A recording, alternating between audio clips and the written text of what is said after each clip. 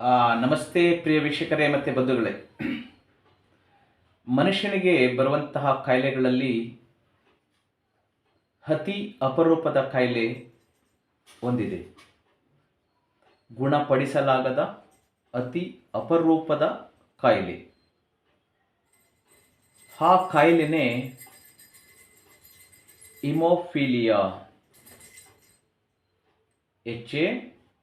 HACMOPHILIA.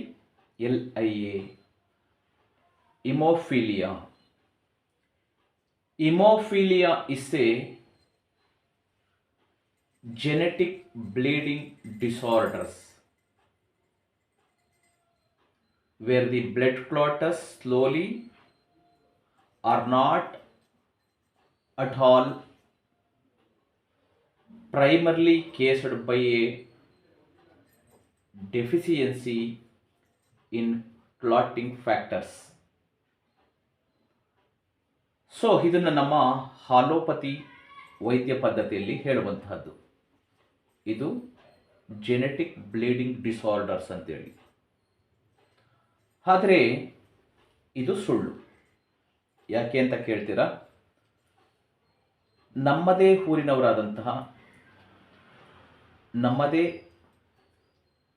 ಸಂಬಂಧಿಕರಾದಂತಹ ಒಬ್ಬ ಗೊತ್ತಿರುವಂತಹ patient already ಒಂದು 2-3 ಇಯರ್ಸಿಂದ ಬೆಂಗಳೂರಿನ ಸೆಂಟ್ ಜಾನ್ಸ್ ಹಾಸ್ಪಿಟಲ್ ಅಥವಾ ಹಲವಾರು ಹಾಸ್ಪಿಟಲ್ಗಳಲ್ಲಿ ಒಂದು 6-7 ವರ್ಷದ ಮಗುವಿಗೆ ಟ್ರೀಟ್ಮೆಂಟನ್ನು ಕೊಡಿಸ್ತಾ ಇದ್ದಾರೆ. ಬಟ್ ಇಲ್ಲಿ ತನಕ ಅದಕ್ಕೆ ಸಂಪೂರ್ಣ ಕ್ಯೂರ್ ಆಗಿಲ್ಲ. ನಂಬರ್ 2, ಈ ನಮ್ಮ ಇಂಗ್ಲಿಷ್ ಮೆಡಿಸಿನ್ಸ್ ಪದ್ಧತಿಯಲ್ಲಿ ಏನು ಇದು ಜೆನೆಟಿಕ್ ಬ್ಲೀಡಿಂಗ್ ಡಿಸಾರ್ಡರ್ಸ್, ಇದು ಜಿನ್ನಿಂದ ಬರುವಂತಹದ್ದು, ಜೀನ್ಗಳಿಂದ ಬರುವಂತಹದ್ದು ಅಂತ ಹೇಳ್ತಾರಲ್ಲ, ಇಲ್ಲಿ ಅವರ ತಂದೆ ಅಂದರೆ ಈ ಪೇಷೆಂಟ್ ಮಗು ಏನಿದೆ, ಈ ಮಗುವಿನ ತಂದೆ ಅಥವಾ ತಾಯಿಯ ವಂಶವಾಹಿನಿಯಲ್ಲಿ, ಅವರ ಜಿನ್ನಲ್ಲಿ, ಅವರ ಜೆನೆಟಿಕ್ನಲ್ಲಿ ನಮಗೆ ಅವರ ಹಿಸ್ಟ್ರಿ ಗೊತ್ತಿರೋದ್ರಿಂದ ನಾನು ಹೇಳ್ತಾ ಇದ್ದೀನಿ, ಯಾರಿಗೂ ಕೂಡ ಈ ಹಿಮೋಫಿಲಿಯಾ ಇಲ್ಲ.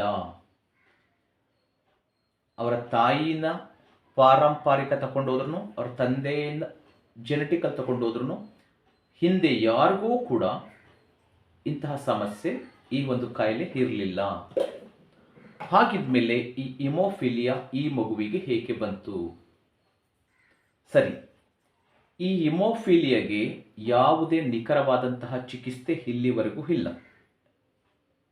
ಲೈಕ್ ದಟ್ ದಿಸ್ ಒನ್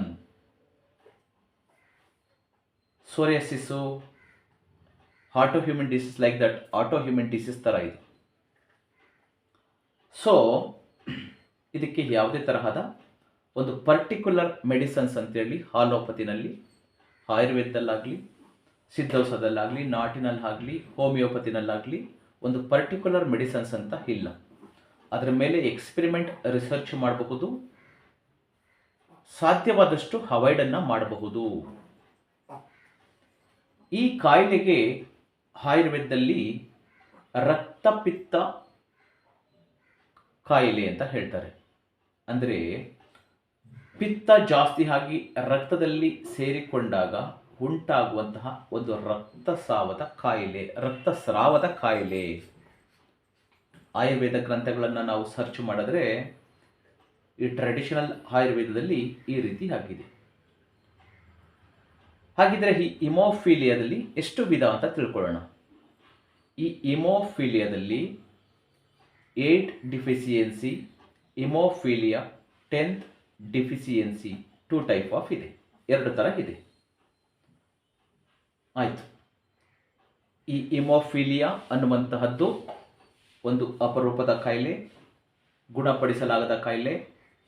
ಅದಕ್ಕೆ ಅವರು ಬೆಳೆದ ನಂತರದಲ್ಲಿ, ಅಂದರೆ ಅವರ ಬೆಳವಣಿಗೆ ಆಗ್ತಾ ಈ ಕಾಯಿಲೆ ಆಟೋಮ್ಯಾಟಿಕ್ ಆಗಿ ಕ್ಯೂರ್ ಆಗಬಹುದು ದೈವ ಸಂಕಲ್ಪದಿಂದ.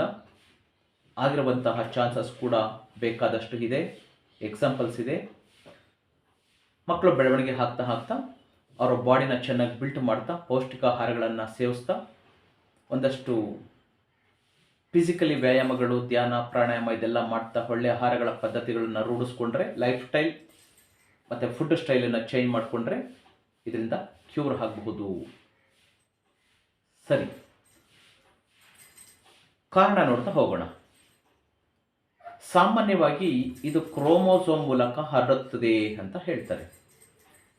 ಎಕ್ಸ್ಪ್ರೆಸ್ಸಲ್ಲಿ ಪುರುಷರಲ್ಲಿ ಅಥವಾ ಹುಡುಗರಲ್ಲಿ ಹೆಚ್ಚಾಗಿ ಕಾಣಿಸಿಕೊಳ್ಳುವಂತಹ ಈ ಹಿಮೋಫಿಲಿಯಾ ಕಾಯಿಲೆ ಕಾರಣ ಹೊಸ ಜಿನ್ ಬದಲಾವಣೆ ಸ್ವಯಂ ಪ್ರೇರಿತವಾಗಿ ಆಗುತ್ತದೆ.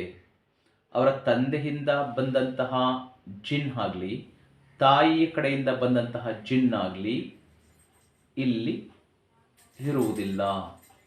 ಸ್ವಯಂ ಪ್ರೇರಿತವಾಗಿ ಅಂದರೆ ಆಟೋಇಮ್ಯೂನ್ ಡಿಸೀಸ್ ಅಂತ ಹೇಳ್ತೀವಲ್ಲ, ಹಾಗೆ ಸ್ವಯಂ ಪ್ರೇರಿತವಾಗಿ ಜಿನ್ ಚೇಂಜ್ ಆಗ್ತದೆ. ಆ ಕಾರಣದಿಂದ ಈ ಒಂದು ಹಿಮೋಫಿಲಿಯಾ ಬರುತ್ತದೆ. ಸರಿ, ಆಯಿತು. ಹಾಗಿದ್ರೆ ಇದನ್ನು ತಡೆಗಟ್ಟುವಂತಹ ವಿಧಾನ ಏನು ಅಂತ ನೋಡೋದಾದರೆ, ಆಹಾರ ಪದ್ಧತಿ, life style and food style, ಜೀವನ ಶೈಲಿ.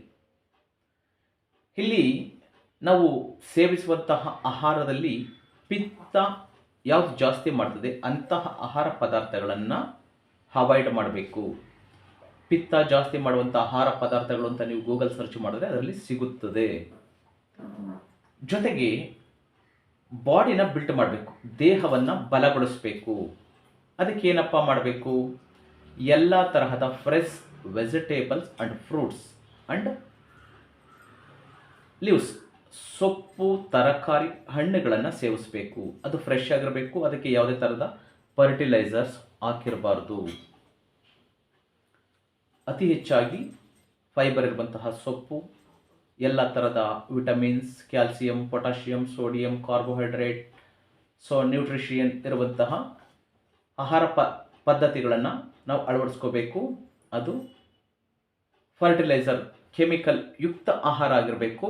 ಅದು ಆರ್ಗ್ಯಾನಿಕ್ ಆಹಾರವನ್ನು ಸೇವಿಸಬೇಕು. ಜೊತೆಗೆ ವಿಟಮಿನ್ ಕೆ ಇರುವಂತಹ ಆಹಾರಗಳನ್ನು ನೀವು ಸರ್ಚ್ ಮಾಡಲು ಸಿಗ್ತದೆ. ವಿಟಮಿನ್ ಕೆ ಇರುವಂತಹ ಆಹಾರ ಪದ್ಧತಿಗಳು, ಆಹಾರದಲ್ಲಿ ಯಾವ್ಯಾವ ಆಹಾರದಲ್ಲಿ ವಿಟಮಿನ್ ಕೆ ಇದೆ, ಇಂಥ ಆಹಾರಗಳನ್ನು ಜಾಸ್ತಿ ಈ ಮಗುವಿಗೆ ಅಥವಾ ಪೇಷಂಟ್ ಕೊಡ್ತಾ ಬರಬೇಕು.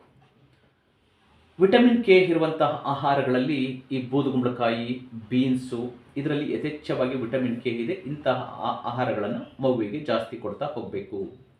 ಜೊತೆಗೆ ಒಣದ್ರಾಕ್ಷಿ, ದಾಳಿಂಬೆ, ಆರೆಂಜು, ಜೊತೆಗೆ ತುಪ್ಪ, ನಾಟಿ ಹಸುವಿನ ತುಪ್ಪವನ್ನು ಯಥೇಚ್ಛವಾಗಿ ಕೊಡ್ತಾ ಹೋಗಬೇಕು.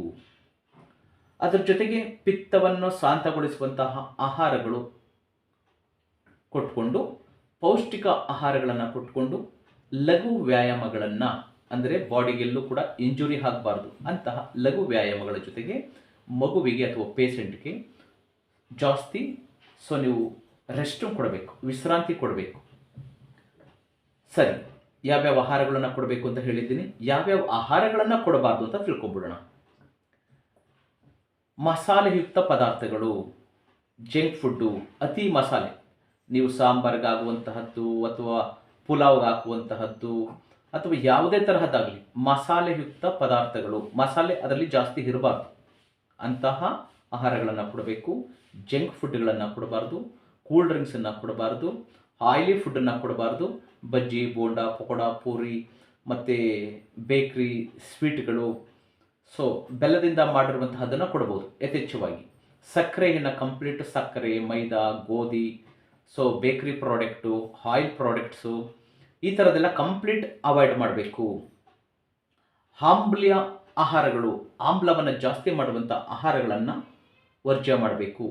ಆಮ್ಲೀಯ ಆಹಾರಗಳು ಅಂತ ನೀವು ಟೈಪ್ ಮಾಡಿದ್ರೆ, ಗೂಗಲ್ ಸರ್ಚ್ ಮಾಡಿದ್ರೆ ಸಿಗ್ತದೆ. ಅಂತಹ ಆಹಾರಗಳನ್ನು ಲಿಸ್ಟ್ ಮಾಡಿಕೊಂಡು ಅದನ್ನು ತಪ್ಪಿಸ್ಬೇಕು. ಜೊತೆಗೆ ಗಾರ್ಲಿಕ್ಕು, ಜಿಂಜರ್ ಆ್ಯಂಡ್ ಟರ್ಮರಿಕ್, ಅಂದರೆ ಬೆಳ್ಳುಳ್ಳಿ, ಶುಂಠಿ, ಅರಿಶಿನ, ಇದು ರಕ್ತವನ್ನು ಇನ್ನೂ ಕೂಡ ತೆಳ್ಳಗೆ ಮಾಡಿಬಿಡ್ತದೆ. ಹಾಗಾಗಿ ಬೆಳ್ಳುಳ್ಳಿ, ಶುಂಠಿ ಮತ್ತು ಅರಿಶಿನ, ಗಾರ್ಲಿಕ್ಕು, ಜಿಂಜರ್ ಆ್ಯಂಡ್ ಟರ್ಮರಿಕ್, ಇದನ್ನು ಕಂಪ್ಲೀಟ್ ಅವಾಯ್ಡ್ ಮಾಡಬೇಕು ಮಗುವಿನ ಅಥವಾ ಪೇಷಂಟ್ ಆಹಾರದಲ್ಲಿ. ಆಯಿತು. ಈ ಹಿಮೋಫಿಲಿಯಾ ಯಾವ ಕಾರಣದಿಂದ ಬರ್ತದೆ, ಇದರಲ್ಲಿ ಎಷ್ಟು ಟೈಪ್ ಇದೆ, ಇದನ್ನು ತಡೆಗಟ್ಟುವಂತಹ ಪದ್ಧತಿ, ಆಹಾರ ಪದ್ಧತಿ ಹೇಗಿರಬೇಕು, ಯಾವ ಆಹಾರಗಳನ್ನು ತಗೋಬೇಕು, ಯಾವ ಆಹಾರಗಳನ್ನು ತೆಗೆದುಕೊಳ್ಳಬಾರದು ಅನ್ನೋದನ್ನು ಹೇಳಿದ್ದೀನಿ. ಹಾಗಿದ್ರೆ ಇದಕ್ಕೆ ಏನಾದರೂ ಔಷಧಿಗಳಿದೆಯಾ? ಈ ಹಿಮೋಫಿಲಿಯಾಗೆ ಏನಾದರೂ ಔಷಧಿಗಳಿದೆಯಾ? ಇದರಲ್ಲಿ ಹಾಲೋಪತಿ ಮೆಡಿಸಿನ್ಸಲ್ಲಿ ಪ್ರೊಪಿಲ್ಯಾಕ್ಸಿನ್ಸ್, ಕ್ರಯೋ ಪ್ರೆಸಿಪಿಟೇಟ್ ಈ ಥರದ್ದು ಇಂಜೆಕ್ಷನ್ಗಳು, ಹಲವಾರು ಇಂಜೆಕ್ಷನ್ಗಳಿವೆ. ಇದರಲ್ಲಿ ಸಂಪೂರ್ಣ ಗುಣ ಅಂತ ಕಾಣೋದಿಲ್ಲ. ಸೊ ಅಲ್ಪ ಸ್ವಲ್ಪ ಮಟ್ಟಿಗೆ ತಾತ್ಕಾಲಿಕವಾಗಿ ಗುಣ ಕಾಣಬಹುದು, ಸಂಪೂರ್ಣ ಗುಣ ಇಲ್ಲ. ಹಾಗಿದ್ದರೆ ಹಾಲೋಪತಿ ಬಿಟ್ಟು ಆಯುರ್ವೇದದಲ್ಲಿ ಏನಾದ್ರೂ ಇದಕ್ಕೆ ಮೆಡಿಸಿನ್ಸ್ ಇದೆಯಾ? ಖಂಡಿತ ಇದೆ. ಟಿನೋಸ್ಫೊರಾ ಗುಡುಚಿ ಅನ್ನುವಂತಹ ಒಂದು ಮೆಡಿಸಿನ್ಸ್ ಇದೆ. ಅದಾತೋಡ ವಾಸಿಕ ವಾಸ ಅಂತ ಹೇಳ್ತೀವಿ, ಇದು ಒಂದು ಮೆಡಿಸಿನ್ಸ್ ಇದೆ. ಪಿಲಾಂದನ್ ಎಂಬ್ಲಿಕಾ, ಇದು ವಿಟಮಿನ್ ಸಿ ಮತ್ತು ಕೆ ಇರುವಂತಹ ಮೆಡಿಸಿನ್ಸ್ಗಳು.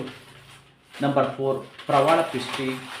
ನಂಬರ್ 5 ಮುಕ್ತ ಪಿಷ್ಟಿ, ಇದು ಖನಿಜ ಅಂಶಗಳು ಜಾಸ್ತಿ ಇರುವಂತಹದ್ದು, ನ್ಯೂಟ್ರಿಷನ್ನು ಖನಿಜಾಂಶಗಳು ಇರುವಂತಹ ಯಥೇಚ್ಛವಾಗಿರುವಂತಹ ಒಂದು ಮೆಡಿಸಿನ್ಸು. ಇದು ರಕ್ತಸ್ರಾವವನ್ನು ಆಗುವುದನ್ನು, ಅಂದರೆ ಬ್ಲೀಡ್ ಆಗುವುದನ್ನು ಇದು ತಡೆಗಟ್ಟೋದಕ್ಕೆ ಹೆಲ್ಪ್ ಆಗ್ತದೆ.